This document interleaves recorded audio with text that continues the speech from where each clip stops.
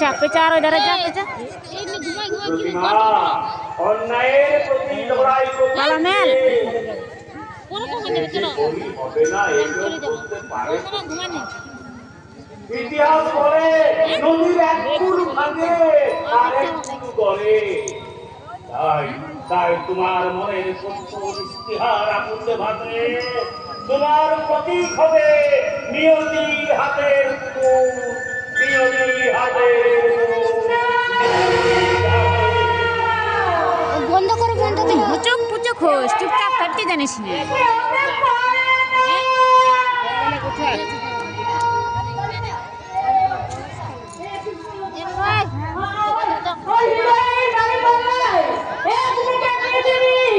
অন্যদিকে আমার প্রতীক দেখো আমার প্রতীকের পাল্লা ভারী তাই আমি পারবো না কোনো কিছু বিনিময়ে আমি আমার প্রতীককে হারিয়ে আমি বাঁচতে পারবো না আমি বাঁচতে হবে এখানে জুতা নাই ও এটাই খবর সব ভালো তো ভালো থাকবো মাসিমা যে প্রতীককে আমি আমার নিজের আদর্শ বলে মনে করি সেই প্রতীক যদি আর সুবিস নাই দেখছি তো বসে দেখ সব সময় কি যেন একটা চিন্তা ভাবনা করে আর আমার বাবার নাম শুনলেই বাবা না প্রখ্যাত ইন্ডাস্ট্রিয়ালিস্ট সমাজসেবী রুদ্র প্রতাপ সেন সরকার কুড়ি পাঁচ এলে কম বলো বলবি আপনি এভাবে কমজোর কেন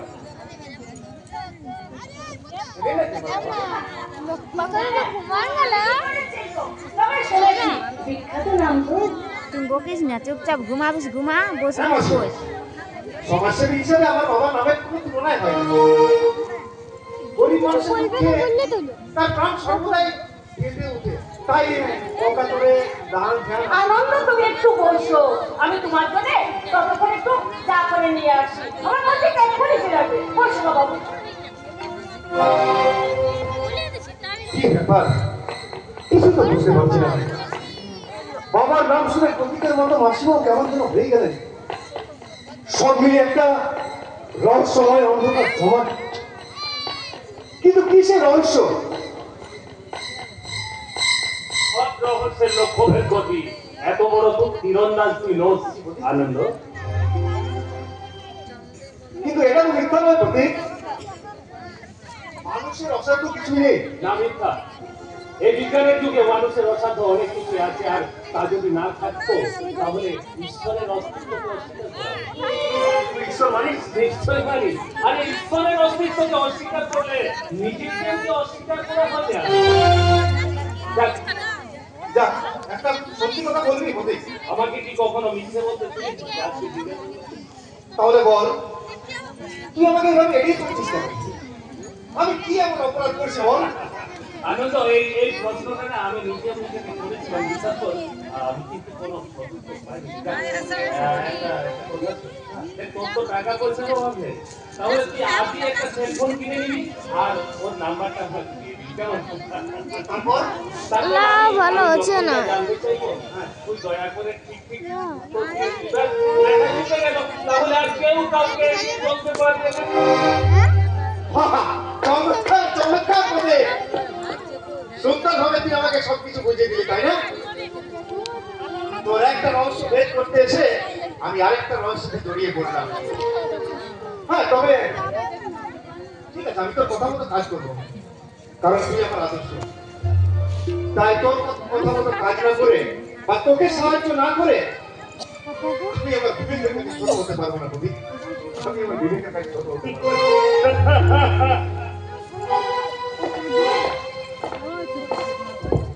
বিবেক মনুষ্যত্ব না এই খুন ভরা সমাজে কোনো জায়গায় এগুলো শুধু কথার কথা তাই ওই সস্তা সেন্টিমেন্টের কথা ভুলে আমাকে আমার লক্ষ্যে এগিয়ে যেতেই হবে আমি পরশুরামের কঠিন নিক্ষত্রিয় করিব বিশ্ব আনিব শান্তি শান্ত আমি হলো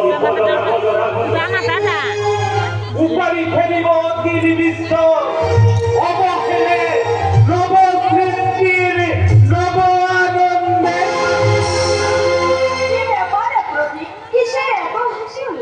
উল্লাস নয় মা, উল্লাস নয়।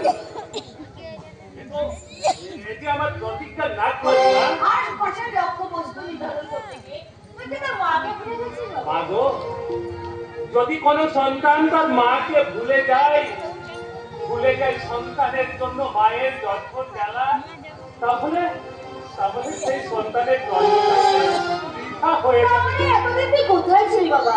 আমার কথা কি তোর মনে ছিল মা, মনে ছিল, আর থাকলেও চিরকাল মা।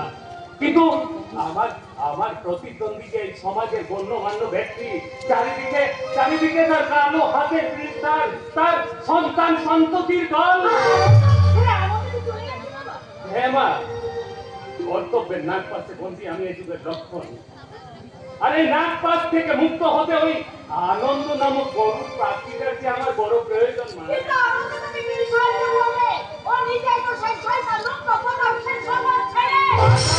কাঁটা তোলা যায় না মা, কাঁটা ছাড়া কাঁটা তোলা যায় না। তাই ওই আনন্দ নামক কাঁটাটাকে দিয়ে আমি রুদ্র প্রতাপের বড় ছেলে কিষান সেন শর্মার ওই মেয়ে পামেলা নামক কাঁটা দুটোকে উপড়ে ফেলবো। তারপর ডালপালা বিহীন ওই রুদ্র প্রতাপ সেন শর্মাকে আমি সমূলে বিনাশ করব। তাদের সন্ধান আমি করেছি মা। তোমার দেওয়া নিশানা নিয়ে আমি দেশের এক প্রান্ত থেকে আরেক প্রান্ত তাদের পাপি করে খুঁজে বেরিয়েছি, কিন্তু আমি তাদের পাইনি মা। তবে একদিন আমি তাদের ঠিক খুঁজে বের করবো। বাবা, আমি কি পারবো সেই মিলন সমুদ্রে সকলের সঙ্গে মিলিত হতে? নিশ্চয়ই পারবে মা, নিশ্চয়ই পারবে। শয়তানের বুকের রক্ত দিয়ে স্নাত হয়ে সেদিনের সেই মিলন সমুদ্রে মিলিত হবার হয়তো বিভ্রান্ত উল্কার মতো আমি এক প্রান্ত থেকে আরেক প্রান্ত জীবন পণ করে ছুটে বেড়াচ্ছি।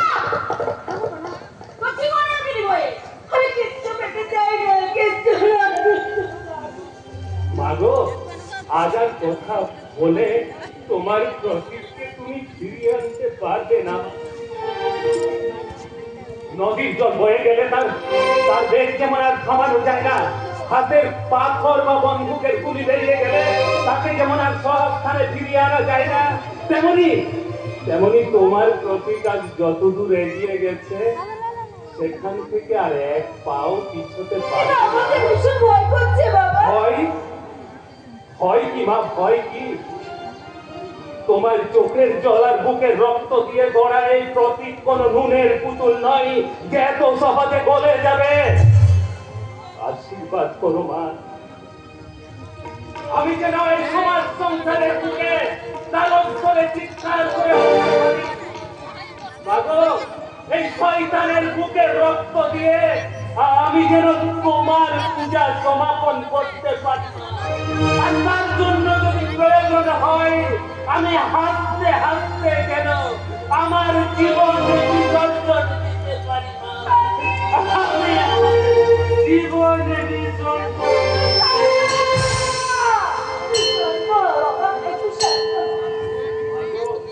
মহাবিদ্রোহী রণক্লান্ত আমি সেই দিন তবে উৎপীড়িতের চন্দন বলা আকাশে বাতাসে অত্যাচারের খল্প কৃপান ভীম রণভূমে রণিতে বিদ্রোহী রণক্লান্ত আমি সেই দিন অবসান্ত, আমি সেই দিন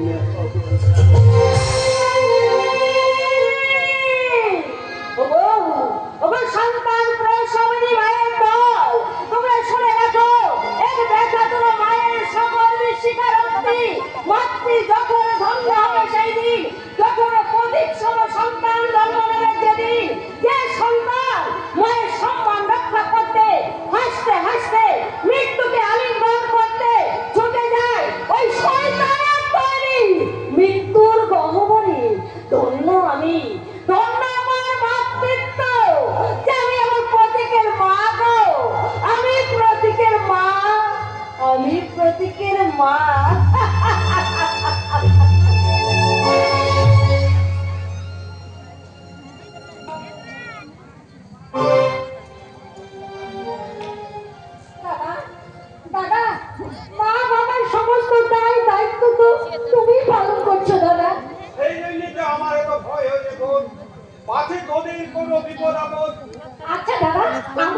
বড় হচ্ছে নাকি তুমি কি সেই আগের মতনই আমাদেরকে আগিয়ে রাখবে? বাপিয়া দাদা বাবা মায়ের কাছে সন্তান যেমন প্রিয়বান ছোট থাকে, ঠিক সব তেমনি আমার কাছে ছোটটি আসছে। হ্যাঁ এর জন্যই তো ছোটটা একজন মা একজনই তোমার আদর ওই যে পেয়ে- হ্যাঁ আমার সন্তান স্বরূপ ভাই বোনদের আমি আদর করবো না তো কে করবে? তাই বলে ভাইকে কোনো কাজ করতে না দিয়ে করবে না করবে, সম্মানজনক চাকরি পেলে সে নিশ্চয় করবে, কিন্তু কোন অসম্মানের চাকরি আমার ভাইকে আমি করতে দেব না। দাদা কিন্তু দাদা তোমার তো কারখানা বন্ধ, ছোটটা বেকার, সংসারটা তাহলে আগের মতো চলবে রে বোন, কারণ তোর এই বোনটা এখনো বেঁচে আছে। তা আমি জানি বড়দা তুমি নিজে জানাতায় আনন্দ ডুবে থাকলেও তুমি যে আমাদের কোনো অভাব রাখবে না তা আমি জানি বড়দা, কিন্তু চিরকাল কিন্তু নয় রে বোন, মৃত্যু সজ্জায় মাকে আমি কথা দিয়েছিলাম যে তোদের দুটো ভাই বোনকে আমি সন্তান স্নেহে উপযুক্ত মানুষের মতো মানুষ গড়ে তুলব। সেদিনের সেই কথার মর্যাদা আমি জীবন দিয়ে রক্ষা করে যাবো রে বোন, জীবন দিয়ে রক্ষা করে যাবো। বড়দা না বাবা, দয়া করে জীবন দিতে যাবেন না, কারণ আপনিও থাকলে আপনার এই অতি আদরের বাঁদরগুলোকে পুষবে কে? তার মানে তোমার বিচারে ছোটটা বাদর আর আমি একটা বাদর। আরে, বলছি বলুক না, বাঁদরেরা এই সমাজের অবাধিত নয়। ও তাহলে তুমি আনন্দ দেখ বলে আরে বোন না, আমি কানুনের নয়, আমি নিরপেক্ষ। তাই আমার উচিত এই মুহূর্তে এই স্থান ত্যাগ করা আর যত তাড়াতাড়ি সম্ভব বাজারটাকে নিয়ে আসা। বলি কটা বাজে খেয়াল আছে? তাই তো, কোথায় কোথায় কত যে বেলা হয়ে গেল তা আমি বুঝতেই পারিনি।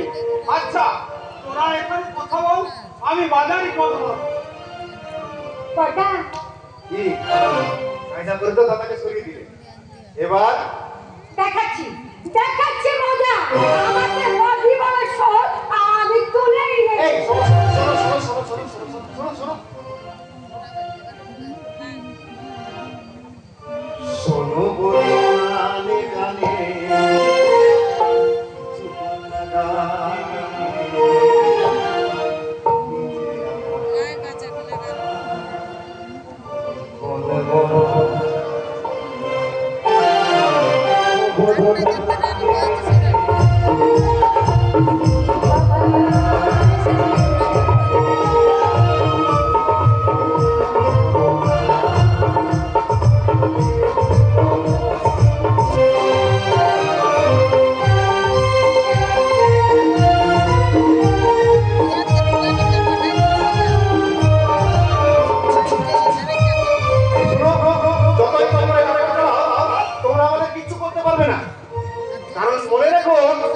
পুরুষ শাসিত সমাজ। তাই নাকি? তাহলে আমিও ওই পুরুষ শাসিত সমাজের মাথায় দাঁড়িয়ে তারক স্বরে চিৎকার করে বলবো, চিৎকার করতে হবে না, আমি এসে গেছি। এবার আস্তে আস্তে বলো, আমি তোমাদের কথা মন দিয়ে শুনবো। আপনি কে? আমি কে? মনে করতে ও হ্যাঁ, মনে করতে আমি হলাম রনিত দত্ত, আর আমার দাদা স্বাধীন দত্ত। তোমরা আমার দাদাকে দেখেছো? কে আপনার দাদা? তোমরা আমার দাদাকে চিনলে না? এই যে ধরো তোমরা দুজনে প্রেম করছো, তোমাদের মতো প্রেমিক প্রেমিকার কাছ থেকে যে মহাপুরুষ হাত পেতে ঘুষ নেয়, আমার দাদা সেই মহাপুরুষ, এদেশের স্বনামধন্য পুলিশ অফিসার স্বাধীন দত্ত। পুলিশ অফিসারের ভাই হয়ে আপনি একটু মাল খেয়েছি তো। আরে মশাই, এদেশে যত চরিত্রহীন লম্পট মাতাল আছে না, তাদের অধিকাংশ কোন নামি দামি মানুষের ভাই, কিম্বা কিম্বা পাপিয়া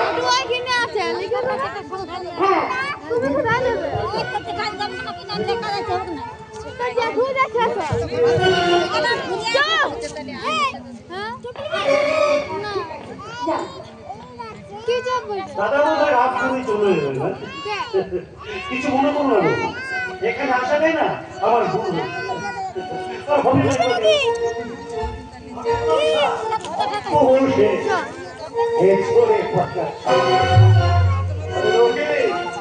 আরে যত তাড়াতাড়ি পারিস এই চোরটাকে রান্না করে ফেলবে।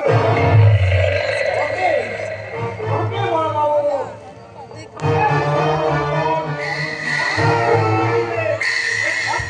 মেয়ের সঙ্গে মজা দিতে হচ্ছে না।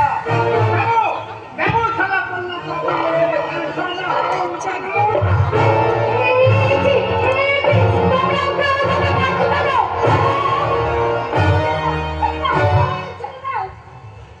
আরে এলো কি সত্যি তো আরে শালা চোখের সামনে এমন একটা মধু ভরা মৌচাক ডাকতে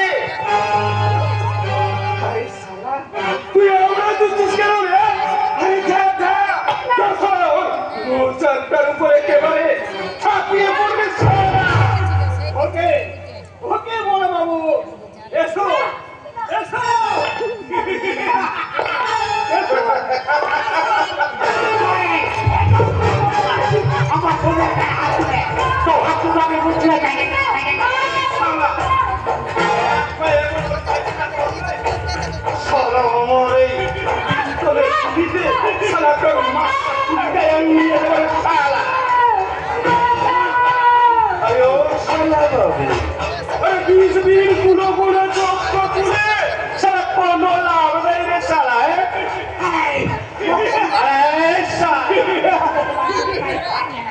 আরে সারা ওই রাস্তা থেকে তুলবে পাওয়া তোমার ওই রূপসী আমার তাই শালা বাবু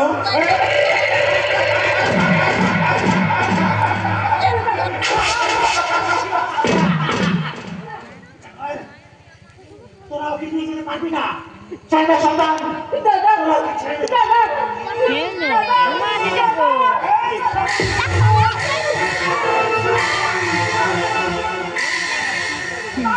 তুমি আমার বুকে এসো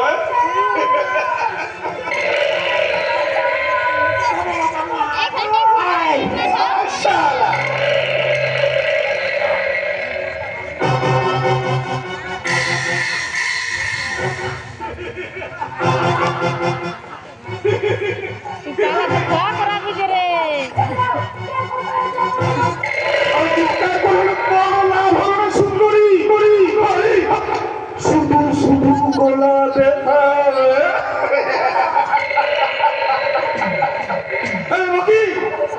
তুই সারার ব্যবস্থা করে তাড়াতাড়ি গাড়ি দেয় আর ততক্ষণ করে ততক্ষণ আমি ছাড়া এই সুন্দরী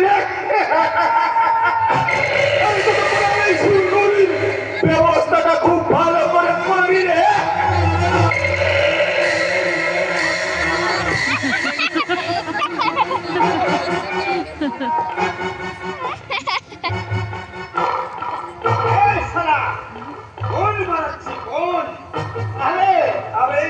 নিজেই বললো আর লোক সেই দুর্গা পূজা যাত্রা টাইমে যাচ্ছিল তাহলে বউ হবে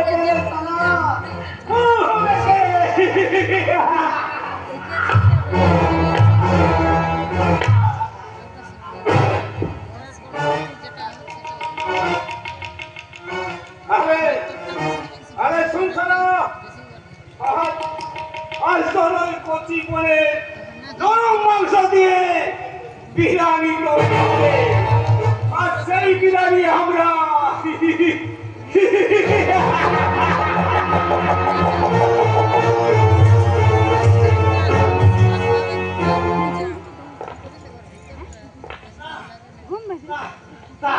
তা তোরা পারবি না রে সন্তান তা তোরা পারবি না এই যে তোমরা তোমরা কে কোথায় আছো আমার বোনকে রক্ষা করো আমার বোনকে বাঁচাও এখানে তো কেউ নেই, তবে কি তোমার এই অবস্থাটা হলো কি করে? আমাকে নয় যদি পারো আমার আমার বোনটাকে বাঁচাও।